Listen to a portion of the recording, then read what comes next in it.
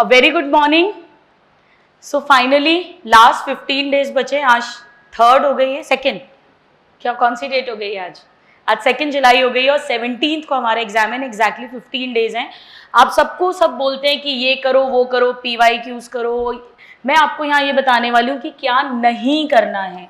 Never do these 10 mistakes in these 15 days, very very important. So the first very important thing, don't try any new topics now. Very important, any new questions. जितने question bank आपने solve करा हुआ है अब सिर्फ उसे solve करिए। कोई भी नया क्वेश्चन किसी भी नए मॉक टेस्ट का टच नहीं करना है। नंबर 2, वेरी इंपॉर्टेंट, कोई नए टॉपिक्स को टच मत करिए। इस टाइम ऐसा बहुत होगा कि अचानक से रैंडमली कोई स्टूडेंट आएगा और बोलेगा अरे यार यूरिया साइकिल का क्वेश्चन लेकर आ गया और आपने यूरिया साइकिल पढ़ी नहीं है और आप यूरिया साइकिल पढ़ने में दमादम लग जाएंगे। तो ये गलती बिल्कुल मत करिए। जितना पढ़ा है अब उसे ही रिवाइज करना है। नंबर 3, डोंट डू अनअंडरस्टैंडेबल टॉपिक्स, यानी कुछ ऐसे टॉपिक्स होंगे जो आपको पूरे साल में भी समझ में नहीं आए हैं, उन्हें अब दोबारा से समझने की कोशिश बिल्कुल भी मत करिए।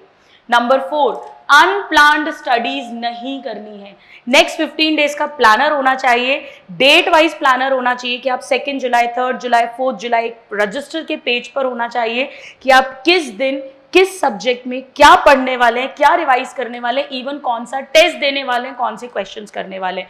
This is very important. Don't go for afternoon sleep. आप सबका नीट एग्जाम 2 से 5:20 तक होने वाला है, तो अब दिन में सोना बंद कर दीजिए। जनरली स्टूडेंट्स की आदत होती है नीट वालों की रात को देर तक पढ़ने की और उस कारण वो आफ्टरनून नैप लेते हैं। अब उस हैबिट को बंद कर दीजिए, बिकॉज एटलीस्ट टेक्निकली तो 21 डेज लगते हैं हैबिट फॉर्म करने में, बट कम से कम 15 दिन चाहिए ताकि उस समय आपका ब्रेन सबसे ज्यादा एक्टिवेटेड रहे। इनफैक्ट अगर आप जो मॉक टेस्ट देते हैं वो कोशिश करिए इसी टाइम ड्यूरेशन में दें। Now number 6, don't ignore PYQs, previous year question और previous year papers. Generally students को लगता है ये तो हमने बहुत बार करे हुए हैं, ये तो हमें आते ही हैं, पर आप देखेंगे हम अपनी सीरीज में भी देखते हैं कि आते हुए क्वेश्चंस भी जो इवन मैंने क्लास में करवाए हैं वो भी दोबारा गलत होते हैं। तो PYQs को प्लीज बिल्कुल भी इग्नोर मत कीजिए, इसको करना ही करना है और समझते हुए करना है। Very important. लास्ट 15 डेज में PYQs पर फुल फोकस कर दीजिए। Then no to social diarrhoea. Social diarrhoea नहीं होना चाहिए, यानी कि ये नहीं कि इसका भी लाइव सुन रहे हैं उसका भी लाइव सुन रहे हैं।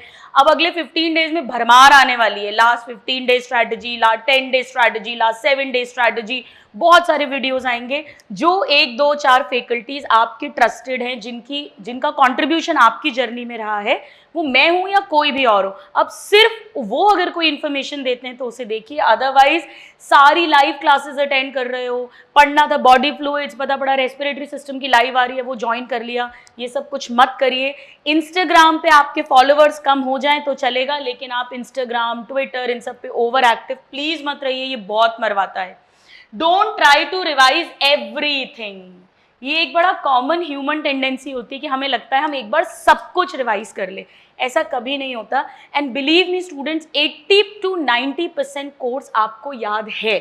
आपको लगता है कि शायद आप भूल जाएंगे। जैसे फॉर एग्जाम्पल अगर मैं पूछती हूँ DNA रेप्लिकेशन कब होता है, किस फेज में, एस फेज, ये आपको रटा हुआ है, इसको रिवाइज करने की कोई जरूरत नहीं है। अब आपके वो मोस्ट डिफिकल्ट टॉपिक्स जो आप भूल जाते हैं, कोई कुछ डेटा होता है जो बार बार याद करने पे भी आपको पता है आप कंफ्यूज हो जाते हैं, आपने उनकी मार्किंग्स करी होंगी, अब सिर्फ उनको रिवाइज करने पे फोकस करिए।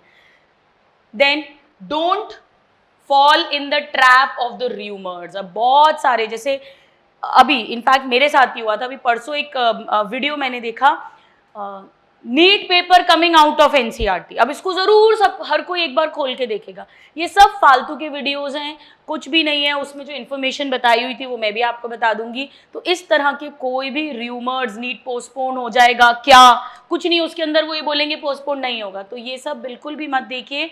आप जिस इंस्टीट्यूट से जुड़े हुए हैं वहाँ पे अगर कोई ऑथेंटिक न्यूज़ आएगी तो वो आपको खुद मिल जाएगी। वैसे अब कुछ भी न्यूज़ नहीं आने वाली है क्योंकि टचवुड अभी सब सिनेरियो बिल्कुल शांत है, स्टेबल है, काम है, तो अब कोई एक्स्ट्रा सरप्राइजिंग न्यूज नहीं आने वाली है।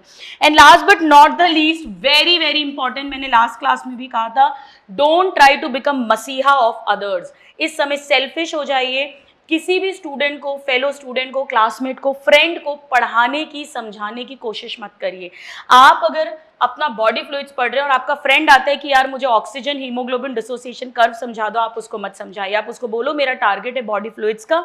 हाँ, अगर आपका 15-20 मिनट्स का ब्रेक है और आपको लगता है कि ठीक है मैं उसको पढ़ा के समझा के एंजॉय भी कर लूंगा, रिलैक्स हो जाऊंगा, तो पढ़ाओ।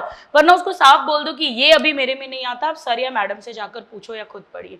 सो वेरी वेरी इंपॉर्टेंट, ये मिस्टेक्स बिल्कुल मत करना। ये मैं अपनी प्रैक्टिकल लाइफ से बता रही हूँ, जो मैंने मेरा AIPMT MBBS क्लियर किया, मेरा प्री PG क्लियर किया और सालों का जो टीचिंग एक्सपीरियंस है, इनमें से कॉमनली स्टूडेंट्स गड़बड़ियां करते हैं।